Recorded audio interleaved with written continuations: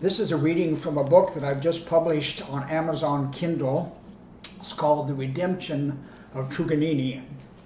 Come and visit my website at maxdelanobeers.com. This is from a chapter called The Trial of All Trials. I expected the interest in the trial to wear thin by the trial's 12th day, but the crowds were increasing, not decreasing. On the trial's first day, a couple of reporters were present, the counselor's popularity attracting them. As the days progressed, more reporters showed, busily scribbling their notes. The counselor, the Irish common man's hero, was on a roll of showmanship never seen before in the Irish courts, and the fans reveled in the presence of this historic event. But then, at his closing remarks, the cheers turned to boos. I have strategically quoted from my hero Jonathan Swift throughout this trial to prepare you for my closing statement, he warned us. I swallowed with the image of what was about to happen.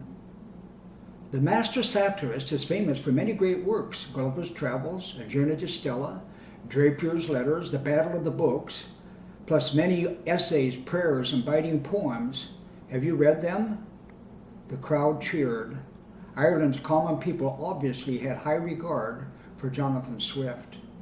But one work stands out above all others, his ultimate satirical statement, A Modest Proposal.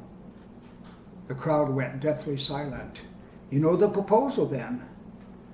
Deafening silence. What better proposal could there be for Ireland's children in a society totally incapable of caring for the ever-increasing moppets and urchins turned loose in the streets? Wouldn't life be better, more purposeful for these innocent beings? Though their lives shortened, much more glorious than being left to the wiles of the wretched riffraff who watch them starve. Have you ever seen a starving child? With bloated stomach and tiny bone arms and legs, with hollow cheeks and stolid eyes staring, unfeeling, unknowing? All sat in silent shock. Taking a deep breath, he continued with shaking voice, barely able to speak the horrible words. Have you ever been to Point Pier on the Tasman Peninsula? 300 iniquitous boys, some as young as 8 years, held in prison for their life of crime, flogged, ironed, starved, thrown in solitary confinement for their hideous crimes of stealing another's cap, for being late to roll call, or for insolence and insubordination. He stopped to regain his composure, only to lose it again.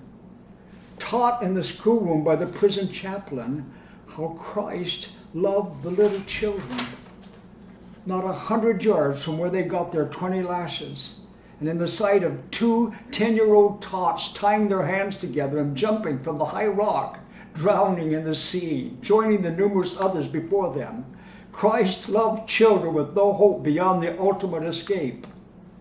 Our honorable gentlemen with His Majesty's Parliament have done their best to create a kingdom of hell for our displaced children, out of sight, out of mind, transported to the antipodes of Satan. In the dead silence, as if even all breathing had stopped, I felt the tension swelling in the room, ready to explode. Why not fatten them? Here it exploded. The boos started and the feet stamping to drown out his rantings, happy and content for a year or two, and then mercifully sending them home to their maker, he screamed. Put their useless lives to good use, feeding the rest. Give them some purpose to their wanted lives, wasted lives. There was nothing anyone could do with the mob in its frenzy. Daniel continued his taunting with reporters scribbling, racing across the notepads. Do you have a better proposal? He cried out of control while the mob ran to them stomped. You are so righteously indignant? Master Swift's proposal reproaches you so? Open your eyes to the streets, he screamed above all the angry mob gathering their attention again. Go find the children and see their sufferings. Then you tell me this is better than what Swift proposes. Our sin, for which we will burn in hell for all eternities, is our closed eyes and our silent lips. We are damned. These children here, he said, pointing to me, Jonathan and Molly, are witnesses before God condemning us. Open your eyes. Open your hearts. All sat in shock with open mouths and tears gushing, unable to cry their outrage. He fell into his chair, laying his head on the table, and sobbed and sobbed. I sat numb. One by one, the shocked spectators left the courthouse in total silence. All that could be heard was the parting feet and the defenders' sobs.